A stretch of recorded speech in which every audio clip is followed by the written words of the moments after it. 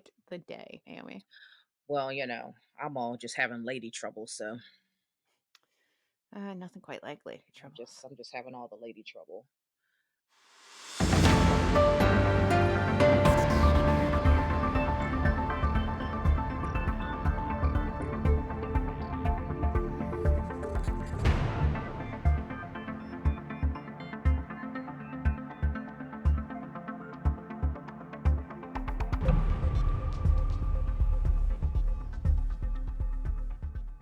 I don't feel great. I don't feel I don't great. feel great. I would also like to eat something. I don't know what though. I had a peanut butter sandwich. Yum yum. I'm simple. Yum yum. I'm a simple lady. Yum yum. I have simple tastes.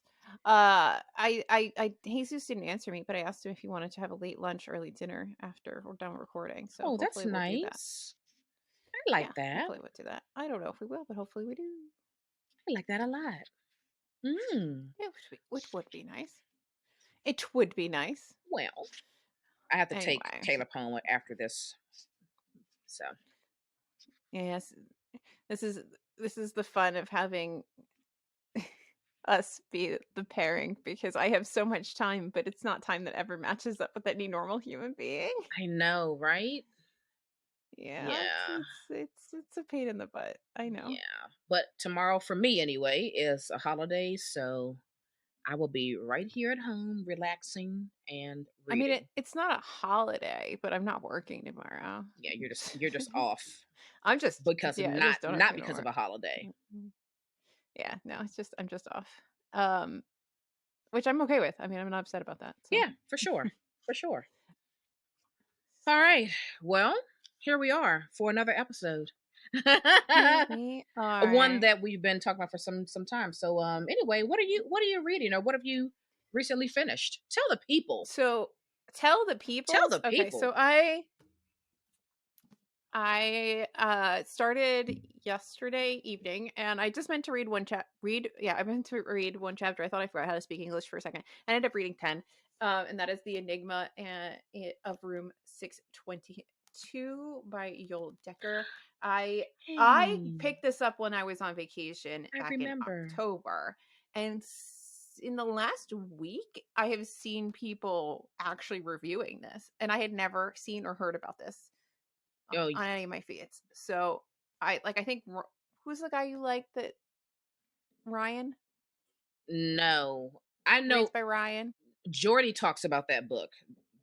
People have talked about this book recently, Yeah. and I thought it was kind of funny because I was like I'd never heard about it, or this author or anything. Yeah. So I felt compelled to finally pick it up because I'm reading three different Booker books right now, from different Booker periods of time, and my brain needed a break. So I picked up this and I am enjoying it. So basically, you have an author who loses his like publicist, agent, whatever you want to call it. Mhm. He dies. He's an old man and he dies.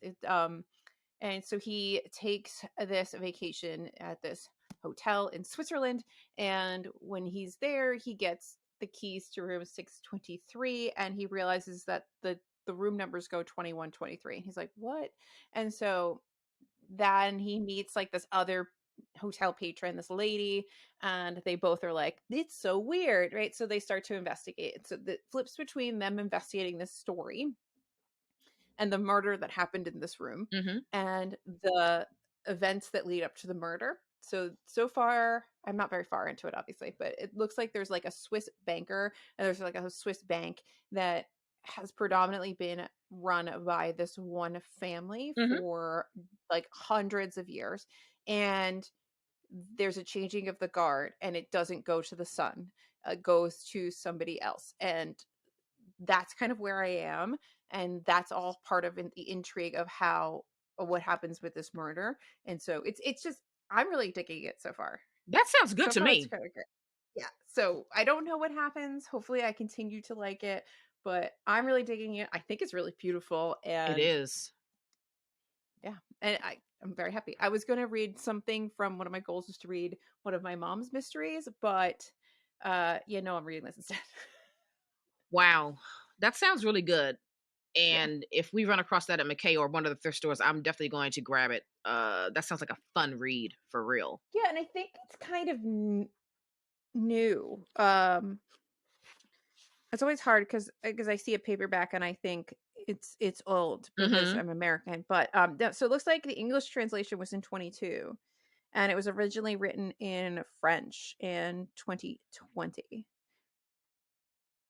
So I don't know, like this just came out in the UK this year. I don't know if it then came out here at some point. I don't know anything about this book. Like I literally had never even heard of this guy. Like I know Yeah. nothing about this guy. So I think you would like it just from the little bit I've read so far. I think it's a neat Yeah. book. I love it. It sounds really good. And the cover Hmm. is gorgeous. And it gives my brain a break from all the Booker books. Oh yes, honey, you have been I've been in deep the in Booker many books. generations of Booker books, Yeah, yeah. and my brain needs one of them you did to me because I wasn't planning on reading it this early in the year. What did But I thanks for do? sent me a let's buddy read Wolf Hall on my story graph. Well, remember we already talked about it, and so like we talked about it last year. But We did never we got say around in to it. January? Did we say in January? Perhaps we did not, but if not January, then when? Because we both really I'm wanted to reading read it, it okay? last year, and we didn't. It just Woman, I'm didn't reading it. happen. Woman, I'm reading I it, know, me okay? too. I'm getting back to it now that I'm done with our share of night. So, but It's an don't you interesting think read, it's not that we're talking about good? Wolf Hall, because I feel like I know this story so well. So Mm-hmm. it's very familiar, but also very different. It's a very strange sensation Mm, reading this because interesting. I mean I grew up with things like you know reading a lot of historical fiction and about Anne of Boleyn and Henry VIII Mm-hmm. and A Man for All Seasons and like all these other things, and so it's very familiar, but Yeah, this level of detail is new, I guess. got it. Do you So are it's you interesting. enjoying it so far? I am, but I will say that I'm not like while I'm reading it, I'm very much enjoying it. Mm-hmm. But I rarely think, you know what I want to do? Read Wolf Hall. Okay, I'm with you there. It's not compelling me to pick it up, but when I'm in it, I'm very in it and I enjoying it. I think I have I a think familiar it's because feeling. it's something I'm so familiar with. Yeah, It's like turning on a documentary about Henry VIII that right, I'm used to. You right. know, I because I've watched so many different things about the Tudors that think I think it's just it's just it's hitting different than some other books. Interesting. I wonder, is this trilogy as a whole gonna just like be a little bit too much of a like overkill on the topic for you? I don't know. I don't think that I think if I was going to be overkilled on the topic, I would have been overkilled about like a decade ago. Ah, But good point. Okay, I think it's just it's like a comforting, familiar thing. It's like being like, "Do you want to watch a documentary about Jane Austen's life?" Sure. got it. I'll watch yet another one. We're Yeah, good. yeah. All right. Okay. Well, I'm gonna share with you my the first book that I read this year, which was The Buddha in the Attic by Julie Otsuka. Very slim book, and it was phenomenal. Okay, absolutely phenomenal. So this book tells a story of a group of young women who are being transported from Japan to San Francisco on a boat to meet their new husbands. And it's the way it starts, it already feels very, very sketchy. You are already quite concerned with, are you sure that what you've been told is actually true? And you get to hear like all the fears and all the anxious feelings that these women are having, these young girls are having as they are on this boat to meet their new husbands. And then you get to this part very early in the book, and I have to read it because it says, on the boat, we could not have known that when we first saw our husbands, we would have no idea who they were. That the crowd of men in knit caps and shabby black coats waiting for us down below on the dock would bear no resemblance to the handsome young men in the photographs. That the photographs we had been sent were 20 years old. That the letters we had been written to us by people other than our husbands, professional people with beautiful handwriting, whose job it was to tell lies and win hearts. I mean, come on. And there's this thing that Asuka does in some of the passages where it's kind of like a repetitive way of writing. But what it does for the reader, it reminds you that this isn't the story of one woman, but of many. And then it also reminds you of like how desperate the situation is, um, and how anxious these women are. Like that repetitive nature of writing these certain passages just kind of sears that in your mind as a reader. I just think this was phenomenal. I have her other book called When the Emperor Was Divine, which I'll be reading this month too. And I've been trying to track down the Swimmers, a thrifted copy, but I haven't found it yet, but I'm sure I will at some point. But I think she's going to be a favorite author of mine. So that's The Buddha in the Attic by Julie Otsuka. Wonder if I'd actually like it. I think you would. For such a short book, it's such a full story. Quite devastating, very heartbreaking, so well written. It's a lot of sad things that we've done to women. Yeah, for sure. Yes. All right. So we have, I think, what'll be a quick episode for you guys this week. Oh yeah, I think so. After our massively long episode that we did last week. Yeah. So give you a little breathing room here. Do you want to tell the people what we're talking about? So Alyssa and I have this thing where we have a problem.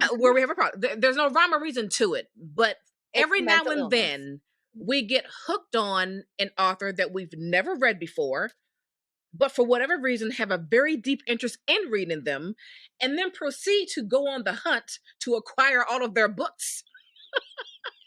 So we hoard their books with the intent to read them, and we're going to talk about some of those things today. So these are authors that we're hoarding that we haven't read yet, or maybe have read one book from.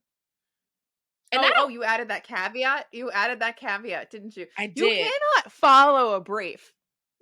I'm gonna take that caveat out that we have not read. I haven't read any of these things. I haven't read them. Not at all. Yes, you have.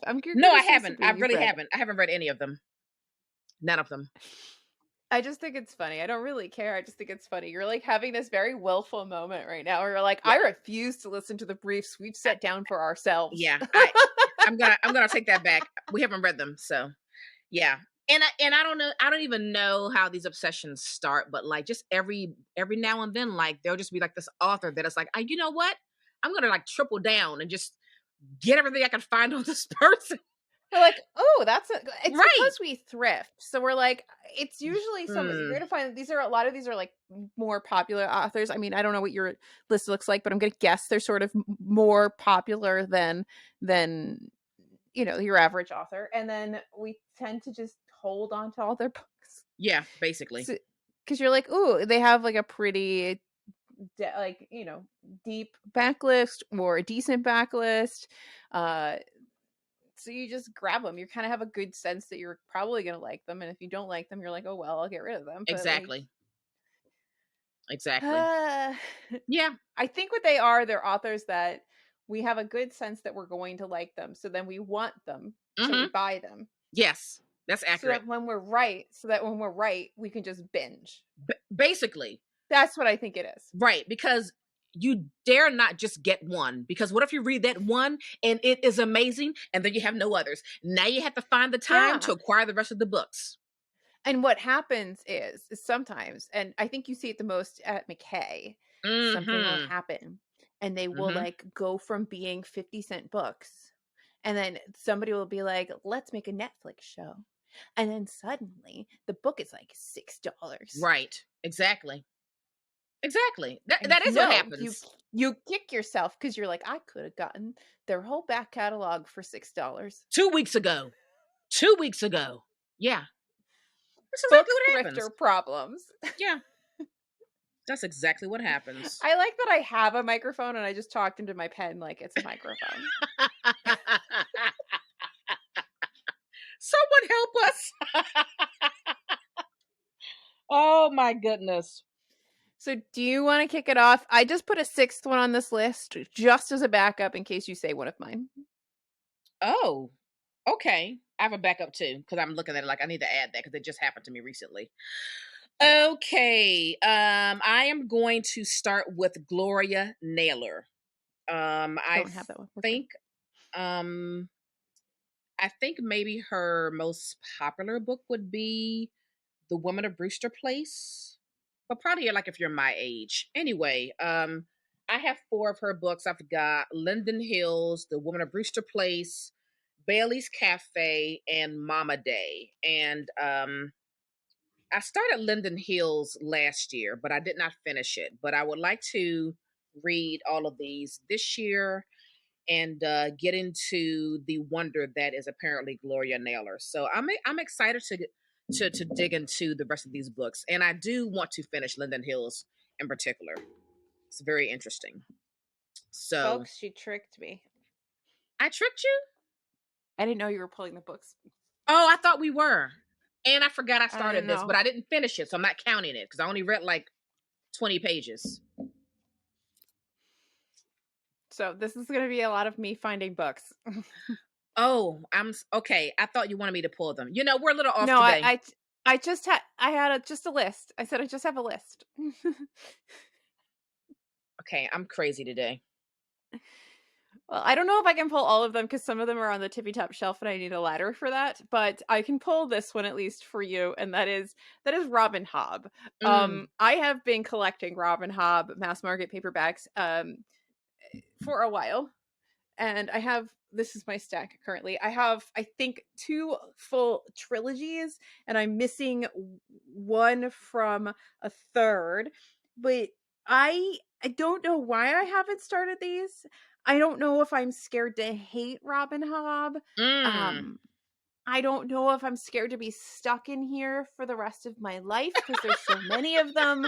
I don't know why I haven't started it. But then I hear things, so this is what hurts me is that then I hear that like Robin Hobb really likes the slice of life section of fantasy. So there's and I don't know if this is true or not. So if you're a Hobb fan, please comment about it. But it sounds like there's a lot of leaning into the slice of life moments in fantasy, in addition to all the other things. And I'm like, well, I like cozy fantasy. Is this going to give me like a good amount of those vibes?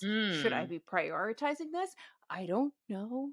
And then I've heard that Fitz and the Fool are like kind of queer coded, but like Hobb has never really come out and made them fully queer. And I'm like, Ooh, well, interesting. do I just don't know. I don't know why I haven't started this series or this world, but I feel like once I go into the world, I'm never going to get out. It's like Malazan. I don't know. Oh my goodness. So that's That's Hob. funny. I'm gonna have to put these away now because they're just sitting in my hand. Wow. Naomi, I didn't know we were pulling I books. thought we were pulling them. All right, I'm not pulling any more books after the Hobbs. Okay, you can pull whatever you want. I'm I not already pulling have anymore. mine pulled. Mine aren't. So I can tell you what I have. I'll read them off the shelves. I'm going to put these Okay. away. You tell the peoples what we have next. All right. My next person that I want to get into is Gail Jones. Gail Jones. I so I have four of her books, and then I was going through the boxes of books that I have from my dad, and he had one of her poetry collections called Song for Anino. So that's nice to have to the collection. But aside from that, I have Palmares, which I think came out in 2021. And then I have a bind up of three of her novels, The Healing, Corregidora, and Eva's Man. So I plan to have a nice little, a month with Gail Jones. Okay, I was like, what is that one? I was shelving books. A month with Gail Jones. There's going to be lots of these kind of projects this year, especially because Alyssa and I are both focused on really, reading from our own shelves. Yes. And I have quite a lot on my shelves. Um I'm going to go with one that I feel like is kind of weird that I haven't read anything from them yet, and that is Margaret Atwood. I haven't even read The Mm, Handmaid's I Tale. haven't either. And like I have The Handmaid's Tale. I think something like Cat's Eye or Cat's Cradle or something like that. Blind Assassin, That's the only one that the I have. Onyx and something or other, whatever that one is, the one that's kind of like a fantasy thing, I guess. Um, and then Alias Grace, which I really liked the Netflix show of Alias Grace, but I've never read Alias Grace, so that's why. So I feel like I have to kind of try her at some point. Yeah, yeah. I don't know why I haven't. I have no idea why I've never actually read any of them. I mean, we can just Maybe say that because they about so live many at the authors. tippity top. Maybe No, it's because they live at the tippity top. I don't know, but I don't.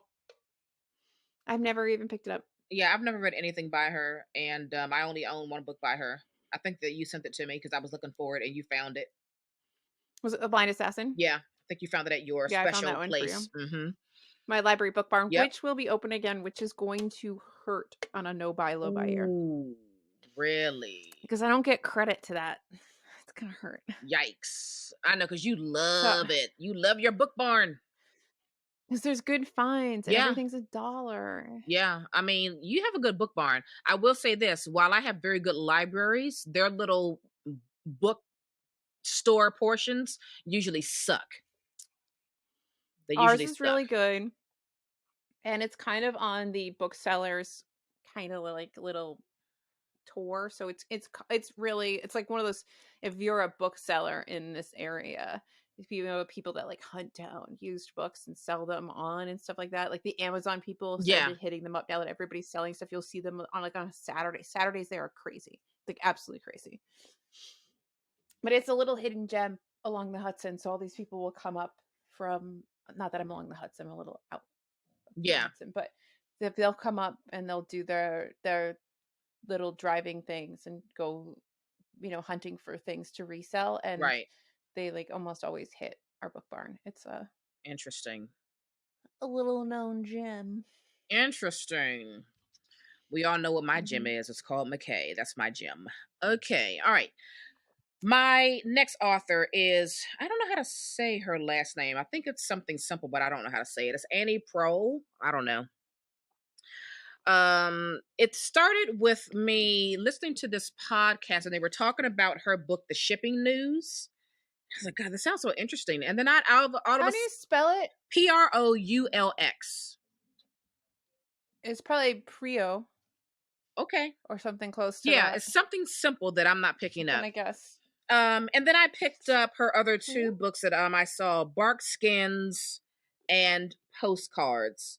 If you've ever read her, let me know what you think about her. But she has been on the list for a while, and it all started with me listening to that podcast about the shipping news, which they really I feel spoke very like highly about.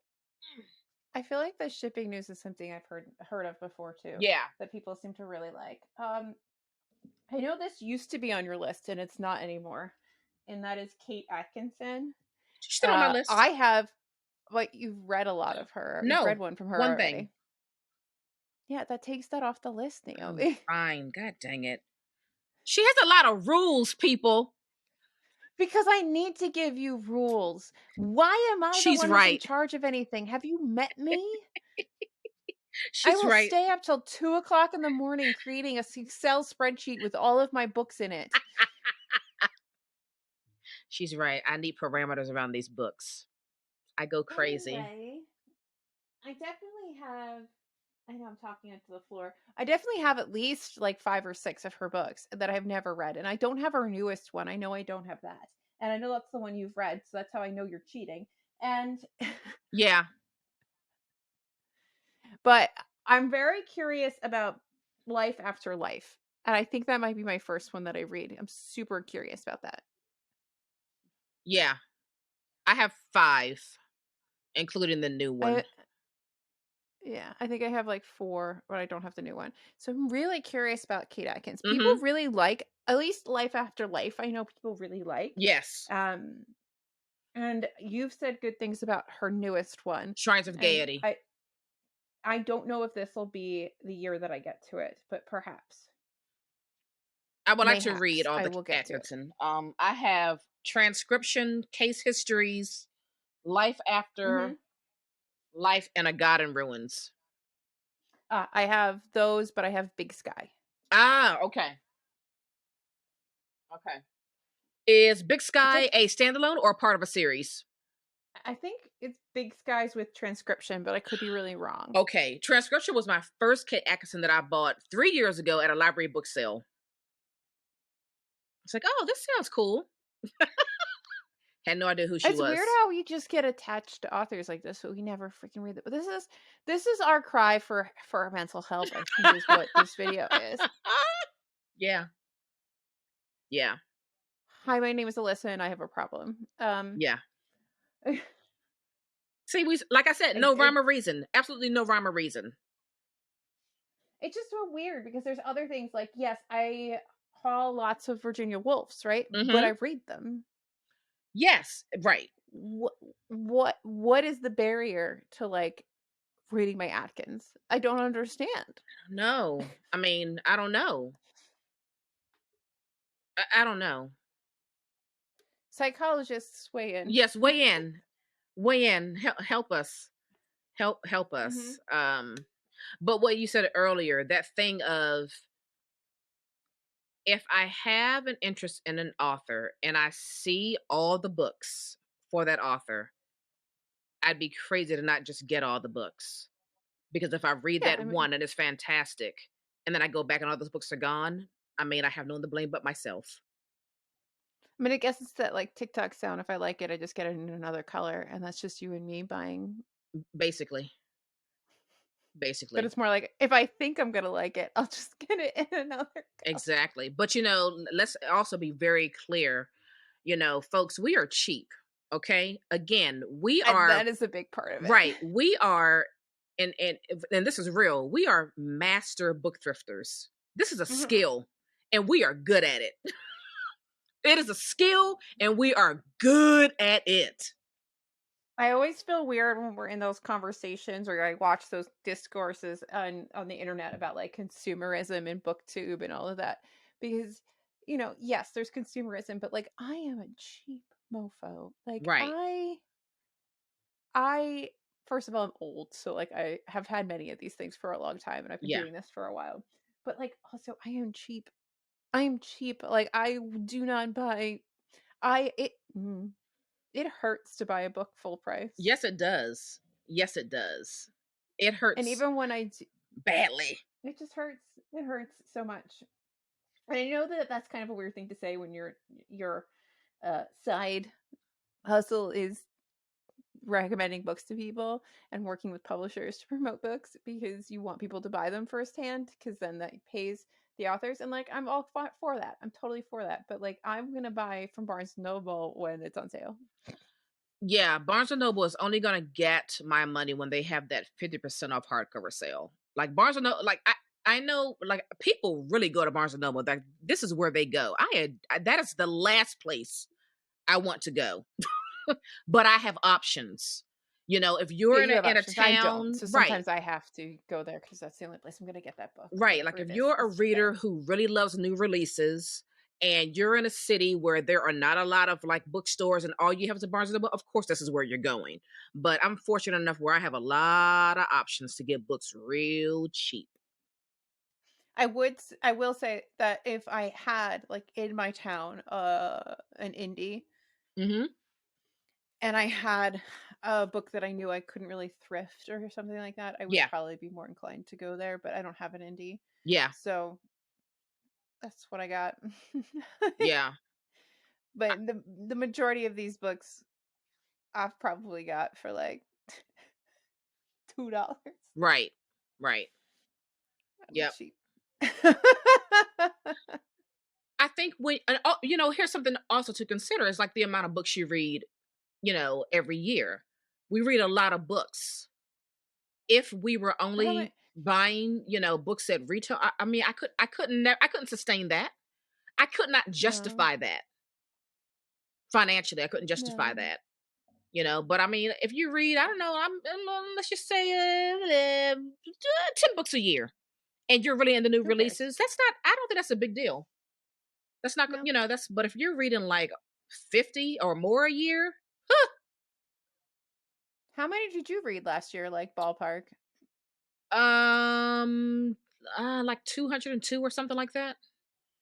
Yeah, like I'm like two. I read less than last year, the year before, but it was like two, maybe 230, something like that. Yeah. That's a lot of books. Yeah. Yeah. Seriously. Girls gotta be cheap. Yeah. But also, we read a lot of backlists too. And so it would be absolutely stupid for us to pay full retail price for a backlist book. That's just crazy. Are you kidding me? Like, come on. It's so I've heard this discussion too before where people are like sort of, I don't want to say like anti-thrifting because that sounds very like black and white, but less supportive of thrifting. That's probably a better way of saying it because it doesn't help the authors. But I can't buy all of them. Well, Like, here's what I say to that. Here's what I say to that. And I hear that argument. Okay, I get it. But the mhm, other thing you have to consider is if I can't thrift it, it ain't getting bought. mhm. So the author's not going to get it from me anyway. Sure. And that's the reality of it. Yeah. But I also think like when you layer in when I hear those conversations happening like in the spaces of like bookish social medias, I find it interesting because even if I thrifted the book, now I'm going on my social medias and I'm telling you about X book that's from 1997 that's fantastic, right? Right. So say 10 people go out and buy that book, 10 people that would have gone out and buy that book. That's, not like it's not like anyone's going to make millions off of that, but you know what I mean? Like that's money Yeah, that the author wouldn't have gotten. And then say some of those 10 people talk about it. This is like the exactly. pyramid scheme of selling books. Hmm. Like like like I think that it still has value. It's Of not course, like, it still has value. you know, Absolutely. Absolutely still has value. and there's plenty of people who don't care and are going to go out and buy the book from Barnes and Noble or Every day. There are what's the one you people, have by you? What's the one you have by you that I don't have? what? Oh, Books a Million? Books a Million. Yeah. Hmm. Yeah. Yeah. Listen, So there are going to be people in the big chain bookstores, your Books a Millions, your Barnes, they're going to be in there every Tuesday on pub day buying books. yeah. So, let's stop counting other people's coins. Don't worry about what I'm doing. Don't worry about Okay, what I'm what's your next doing. author? My What's next your next one, author? this may be on your list too. Joyce Carol Oates. Yes, that's why I put an extra one in there just in case. I knew you were gonna hit Joycey. Yeah, I could take her out because I have another one. But yes, No, go. I think it's good that we have one it's that just we share. crazy that I'm just collecting her. So I've got a few books by her. I've got what was Which ones do we both have? I don't know. So I have We Were the Mulvaneys. That one I have. I've got I have that one. Hazards of Time Travel. No. I have Carthage. No. You Must Remember This. No. Middle Age. Middle Age is the other one I have, and I think it's signed actually. I have The Falls, American Appetites, Oh, Night, Sleep, Death, and the Stars, and then that's a newer one, right? mm, the Mulvaneys and Middle Age. Um, Now I think I just collect them because I'm very curious to see if I like Joyce Carol Oates because she's so prolific. Yeah. Also, I don't see her a lot when I'm out thrifting, so when I see things, I get them. I don't know if it's different for you down there, but like for me, I don't see a lot of her I works see her all the time. actually available to thrift. And so I grab them because I'm like, what the hey? And since she has such a deep back catalog, I just like to have them in case I like them. I'll keep reading it. But there's also I have like a funny feeling about her, like as like a human, and it's gonna sound relatively mean, but like every time I see her, she looks like the neighbor at your HOA that's gonna tell on you because your lawn wasn't mowed. She's gonna break out her little notepad. She's gonna have the dates and times. She she just looks like your annoying neighbor. I Yeah. don't know why, but there's just something about her. Like it's just she just has this look like she's gonna butt in where her butt don't need to be. Yeah, yeah, I'm feeling that too. I'm feeling that too. I see her all the time. Like I've only got 5 books here. I could have 20 easily. I have to I don't think stop I see myself from her. picking up her books. She is always at McKay. She's always in the thrift stores. Like I could have probably her whole catalog by now. People up here mislike her then, and that's why I don't get them. Yeah. Maybe. But I do think it's funny that the way it falls on the shelves alphabetically, she's almost always behind me when I'm filming. So it looks like I'm some like proud Joyce Carol Oates reader, and I've never read a damn book. And so, but that's just where she is Right. alphabetically. Right. Exactly. Exactly. I I hope that with all these authors, I hope that I read them and really find a lot of delight in their works. So, Me too. yeah. Or that I hate them and I can just get rid of them. Or that, because we need more I don't space. want to be ambivalent. I want to like love it or hate it. Yeah, That's what we I need more need. space. Love it or list it. Yeah. So I am going to turn around so I can stare and maybe see what I have here. Um, the other one on my list, which I don't know if you have it on your list because I don't know if you've read this yet, and that is Anthony Trollope, which I have been collecting since It's not I on my list, was just a wee lass. Because my mom would discard them when she was done, so I thought I had them all, or I thought I had more than I had. So yeah. when I went through and I found them and I saw how few I had, I was like, "Oh shit, I need to get more." But I don't know how many I have. I don't know which ones I have, but I can tell you I have 8 of them. Okay. And I know there's a hell of a lot more. Yeah. And I have yet to read one Trollope. Yeah. I would like to read. I only own 2. Well, yeah. One I bought a few years ago. I heard about it on this podcast. I was like, okay, that sounds right up my alley. And then at the end of last year, I bought the what is that called? Like the Berkshire novels. It's a bind up that I found in really good condition. And I think I'm gonna read that one first and then read the standalone that I have after that. But yeah. And there is a resurgence in people reading Trollope. I don't know if you've seen that in your bookish circles, I've but seen I've it. seen it. It's kind of But fun. I don't even know where to start. And I think that's some of my problem is that I don't think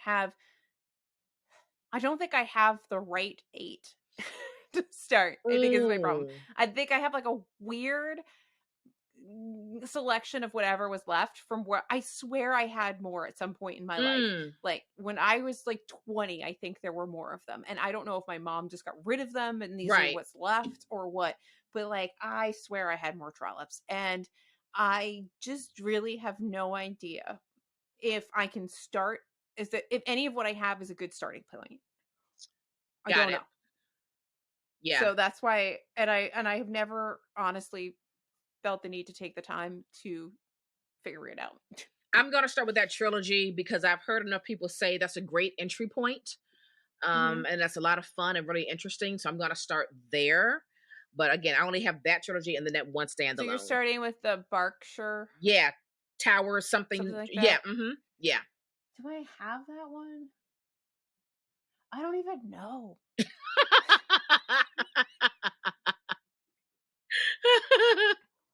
I'm writing myself a note, just so you Yes. know. Yes. In the social media bibble. In the Bible. Yeah. So In the bibble. I'm excited to give him a try, but I do find it interesting that he's definitely had a resurgence in the bookish circles over the course of 2022. Like more and more people were like reading him, and I was like, "Oh, this is so interesting and so cool." And I've enjoyed watching some of those, videos about his books. So that's been a lot of fun. Yeah. So I'm very, very curious about but I don't know if I have anything from this, and I don't know if I have like the first one to read. I don't know if I maybe Mm-hmm. get like I just feel like I have a weird collection of trollops. Yeah. Yeah. So Yeah.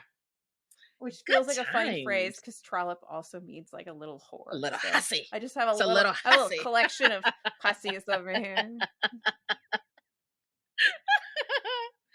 All right. You're welcome. The next author that I am really looking forward to getting into is Marlon James. Oh yes, but I don't own any Marlon James, and I really Yes. want to read that fantasy series. Yeah. So Marlon James, I have John Crow's Devil, The Book of Night Women. This is the one I'm really looking forward to reading. A Brief History of Seven Killings. And That one then sounded so amazing, good. right? And then the first book in this trilogy called Black Leopard, Red Wolf. So those are the 4 So that I curious about own. that one. But I'm so interested in reading this gentleman. I'm really excited to get to him. So I think that what I'm going to be doing over the course of the year is these authors that I have, more than, one of their book, I'm just going to like make them like individual little reading projects where I just spend time with their books for, a month or however long it takes to get through their catalog. Cause whatever I own, I don't want to just read one. If I have four, I want to read all four. It's understandable. So that's something that I'm really excited to do this year. I'm going to try to say this author's name and I'm going to Fork it up. just mess it up. Fork it up. I'm trying not to curse it, which is almost impossible. Fork. So slowly I have been collecting Colin Toybins, and to the point where I now have his newest book in advance that is coming out it comes out in January, and that is his collection of essays. He has a collection of essays that starts with, it all started with my balls. And so I feel like I'm gonna like him because I guess he had like testicular cancer or something. Oh, okay. But I have Brooklyn and the Magician. I know he has more. I mean, his he has got a lot of works. I only have two. I have Nora Webster and the Magician. I don't know if you can even see this. I can't. It's like blotted. Yeah, maybe make it closer to the screen. So, can you see how barely many he has? A lot. He's got a lot. A lot. Yeah. He's got a whole freaking page of byline. It's crazy. And I only have these three, but like I just keep getting things because I'm like, okay, I'll try that. Yeah. And these are things that I don't see often either, but when I see them, I grab them. But I think I have an Arc of the Magician. Did I read it? No. I found Brooklyn in one of the thrift stores. Yeah. So this is an Arc. Yeah. Yeah. I don't know why I don't start them. I don't know. There's no reason. I mean, I know you and I also have Tana French on our list. I didn't pull her down because she's up top. She's up top. I didn't pull her down because I assumed that you would. I only wanted to pull one group that like I kind of knew you were gonna pull. Yeah. And not a few that could have been. Yeah, she's up top, so I didn't want to pull her down, but hopefully we can get to her this year. Because I am dying to, because people always talk about how great her writing is, and I am dying to know, like, let me get a taste of this Tana French. So hopefully we can get to her this year. I've had In the Woods since it came out in paperback, I think. Wow. And I've never read it. Yeah, this is how bad I am. Yeah. Folks. Yeah. I don't know. I don't want to use the word bad because it's not a bad or a good thing. It's not either of those things. It's just, sometimes you're just reading other things. There's a lot of books out there, man. There's a lot of books out there, and look, you can't read everything. I know that I make TBRs, but I am a mood reader, so like I make TBRs to try to like hone in my mood and give me places to jump to throughout the month because there's just so many books. But I am a mood reader, so that and will end up happening is I'll be like, this sounds really good, and then it could sit there for literally decades. Yeah. And then I'll get to it. Yeah. There are a lot of them that have gone away, but like there are some that have gone away and come back, like The Kite Runner. Like I just never read it. I got rid of it, and then I think I got rid of it in my early 30s, and then 8 years later, I was like, I guess I need to read this. Like, yeah, and I loved it. So, yeah, I mean, I don't know. This is going to be a very interesting reading year, I think, for me. But I feel so very excited to just read from my own shelves. There are some things that I started that I didn't get to finish that I'm excited to finish this year, like Marilynne Robinson's Gilead series. I only read Gilead. I have 3 more books to read. So just completing things I didn't finish and then tackling things that I have not touched at all. I'm just hoping that I start to like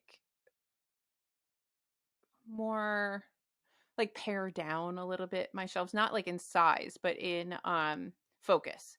Like it's a lot more like my shelves are filled with more books that are things that I love and not just books. Like to get rid of the the fluff, I guess. There's always gonna be things I haven't read yet on them, obviously, but um, and there's probably always gonna be like thousands of books in this house. Mm-hmm. But I just kind of want to fine tune it. That's probably a better way of describing it. Just like fine tune what is on the shelf and getting a little bit more brutal about what stays and what goes. Okay, I was getting ready to ask you, are you talking about like after you've read a book? For me, I only Yeah, want to not keep, hanging on to things yeah. and just because they're like pretty or like maybe so like the Bone Orchard. I read that and I liked what the author was attempting to do. It is a gorgeous book. Uh, but I also felt like it missed the mark for me a little bit. Mm-hmm. And I thought I kept going back like, oh, I should keep it because it's pretty and I might want to reread it because it missed the mark, but I didn't hate it. And I was like, no, if I really want to do that again, I can get it from the library. It doesn't need to stay on my shelves because I Yeah, don't anticipate me falling in love with it. It's not the kind of book where I feel like if I read it at a different time, I'm going to love it. I think that it is what it is, and if you connected with it, you connected with it because there's tons of people who thought it was brilliant, and there's a lot of people that were scratching their heads. And right, I just felt like there was a lot happening in this book that wasn't as well executed as it maybe could have been, because it's a difficult story the way that it's structured for it to be uh digested appropriately, I guess, right. by the reader. And some people it just meshed with, and I think a lot of us it didn't exactly. So Yeah, do I keep it? I don't think so. I think it's time for me to pass it on to somebody who's going to like it and is going to love it. And instead of having it just hold up space and it makes a little room for something else that maybe I love. that's right. That's right. I Those are really, the books that hang on, are those like in betweeners. yeah, I don't want those. Yeah. I am only interested in keeping what I read and really, really enjoyed. Everything else, it goes in a bag for a future trip to McKay for me to trade in. Like Hmm. I know a lot of people like to keep every single book that they've read. That's cool. I only want to look at my shelves and see my unread books and books that I've read and really had a good time reading.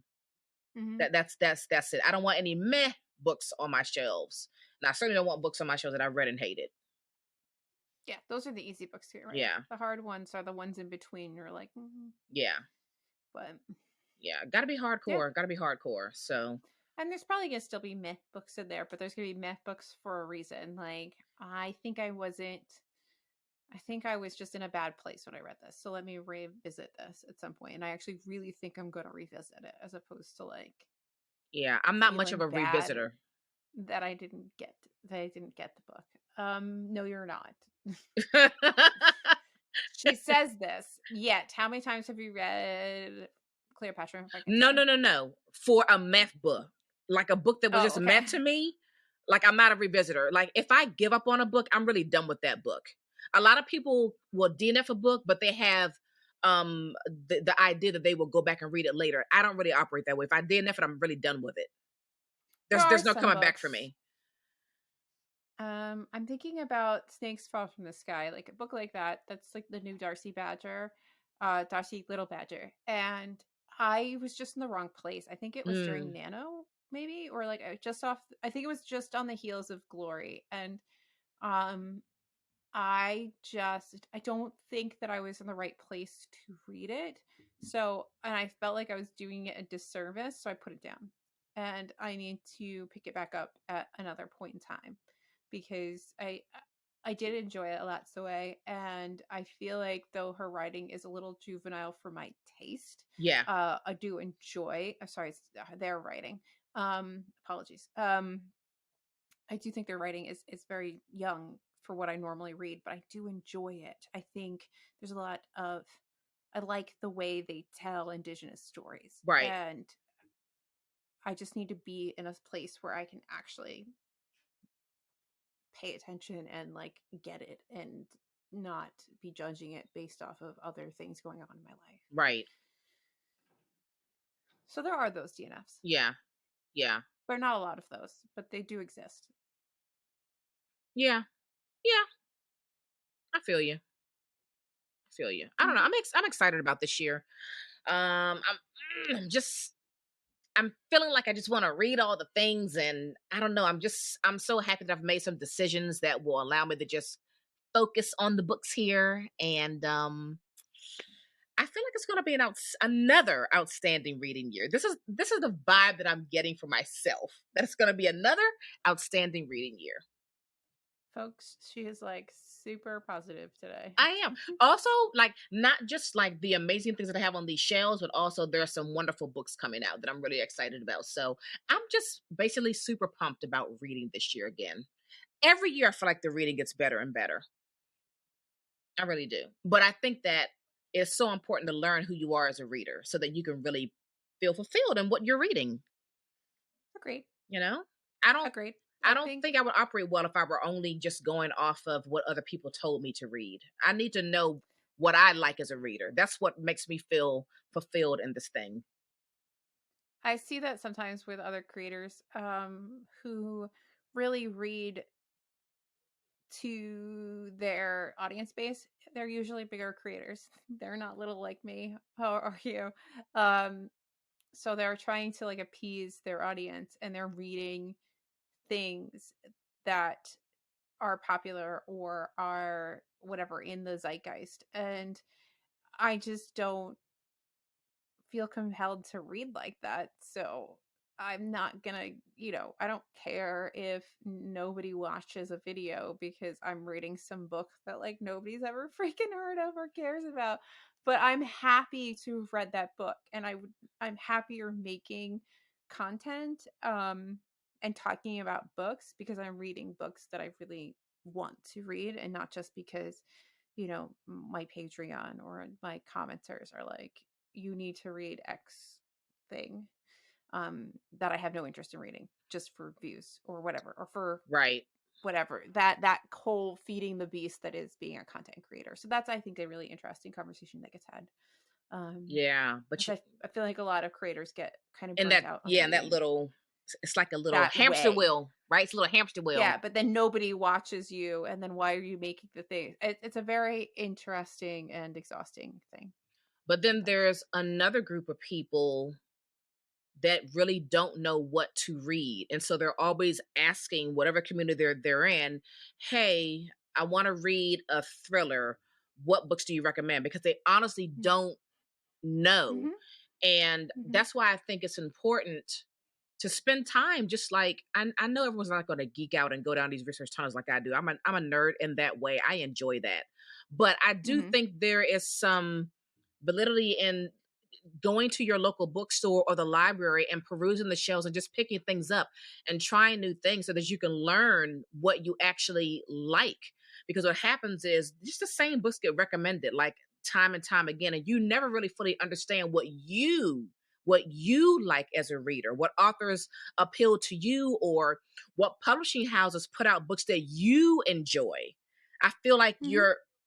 you're cutting off yourself when you're only relying on other people to tell you what to read. You got to like figure out what you like to read for you.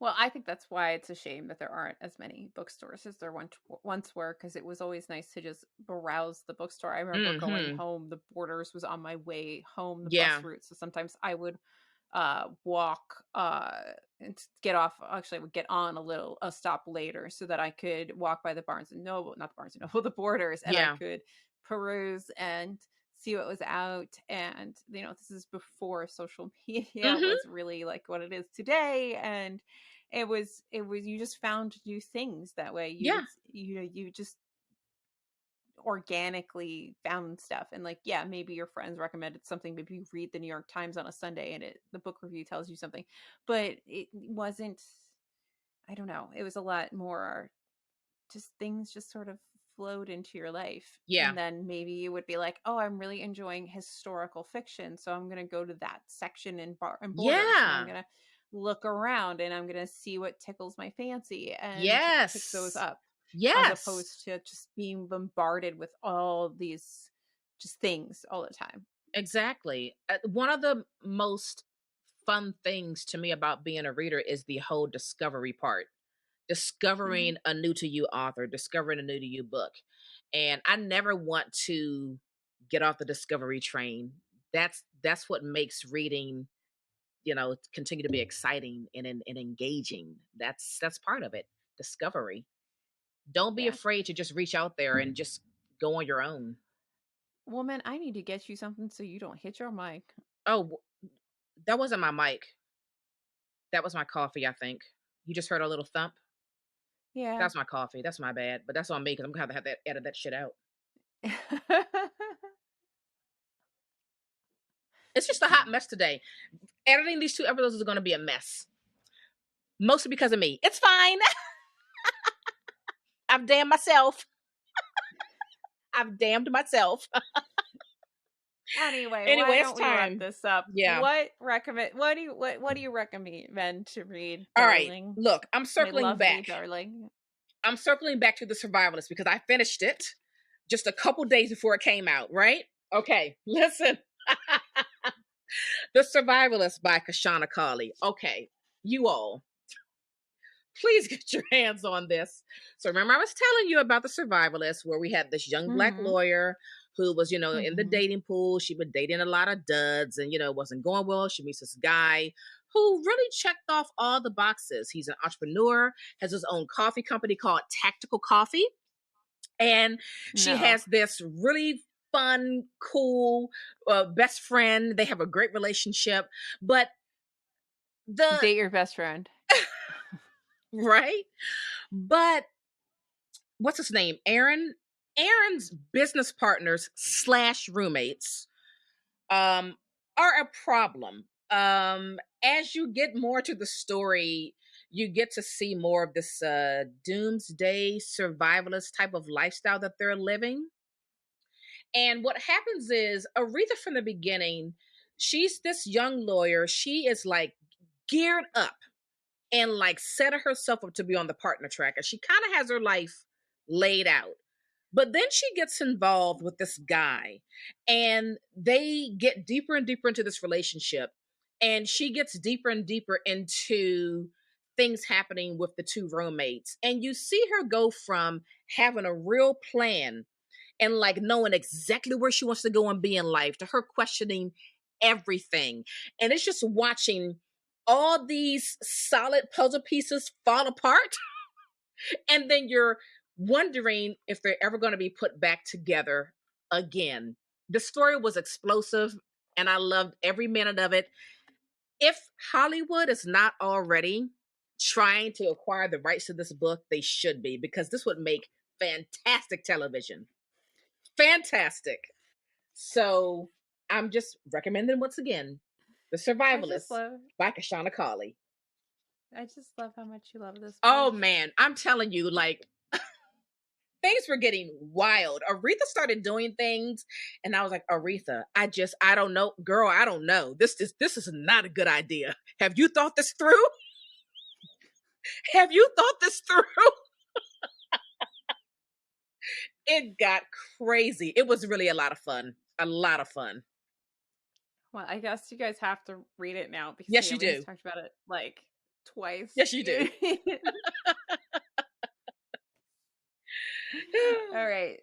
All right, lady. So I recommended this to you, but I'm gonna recommend it to everybody, and that is Midnight Riot or Rivers of London by Ben Aronovich. This is just so much fun. It is a mystery, like a fantasy mystery. It's set in London. The rivers of London are like actual like beings. Each river kind of has its own being.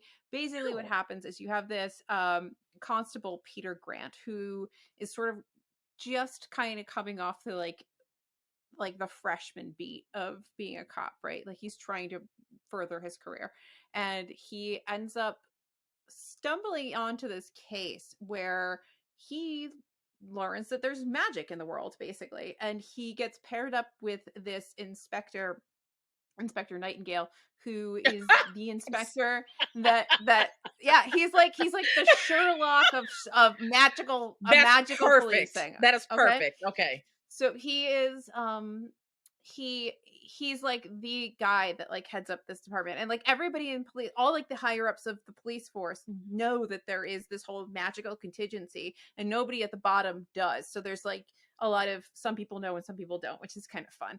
But they also kind of look, regular policing kind of looks down on the magical stuff because they think that they're kind of crazy and silly and like no. But so there's murders going on, there's people's like faces exploding, like all kinds of crazy stuff are happening. It is bonkers and like fast paced and wild. It goes through time, like it is insane. It is a ride, and it's just fun. It's funny, it's fast, it's a good time. It's like there's like 10 of them to get through. So this is the that's first nice. one. I'm really excited to see if it keeps up this momentum. And I think, and I'm gonna just check, I think that this I know that the author is a screenwriter. Oh, he wrote for Doctor Who, and it does read a little Doctor Who-y, like with the tongue-in-cheek stuff and just the outrageousness of it, but it's done really well. There's a lot of commentary on different things throughout too. So like being, you know, having like African aunties, like it's like there's like a lot of things in here that you get like little commentaries or slice of life things. It's a good time. I think that you would highly like it, Naomi in particular, and you would like it. Sounds so good. It's a good time. It really is. Inspector Nightingale, I mean, it's perfect. You know, DCI Nightingale, it's great. Now that you've held up this cover, did you show this to me about a year ago? Because it's looking very familiar. We bought this when I saw you when we went the last time. Okay, so that's the familiarity. Okay, got it. Because Jesus had wanted to get this, and I was like, hold off, because I'm going to McKay's, and then of course I found it. And I have one other one, I think it's book 7, and then 2 and 3 I sold enough Pango books that I could get 2 and 3, and I think like 5 from Pango. Okay. So I'm slowly collecting them because they are really fun. Yeah. They're really a good time. That sounds really fun. It does. It does. The only thing I really didn't like was how much he's like, well, what does a cop do when a cop doesn't have anything to do? He goes to the pub. And it's just like, I could just imagine an actual police officer being like, we do not go to the pub that much. Right. In the middle of the day. But I guess he plays on a lot of just like jokes and stuff that, you know, it sounds like a good really time. It is. It really does. And it fits nicely with my mystery theme for this episode. Yes. And it's good there's a lot in the series. Uh-huh. Wow. And they're short. Like, it grows quick. It's a good time. I love it. Mm-hmm. All right. Well, this was an interesting episode. We've so many books. There's just so many books. Let us know if you all are hoarding any authors that you haven't actually read yet, but you just keep collecting their books. Let us know who those authors are. Also, let me know where to start with Trollope. We just talked right over each other. Yeah. So you let us know who those authors are, like Naomi said when I talked right over her, and then tell me where to start with Trollope, please. Yeah. Sorry. Yeah. We get excited and we talk over each other. We do. I wanna get through my classic shelf this year too. I wanna like really dig deep into that. Lots of desires that I have for this year for my reading. I always have desires, but do I fulfill them? No. Oh, come on. All right, we're cuckoo. We gotta go. All right, follow us everywhere, TBR Lowdown. Visit our website, tbrlowdown.com. Subscribe to our newsletter, our Substack. Yeah. All right, that's it. I'm done. I gotta write something for Substack after this. Oh. All right. That's it. Bye. Bye.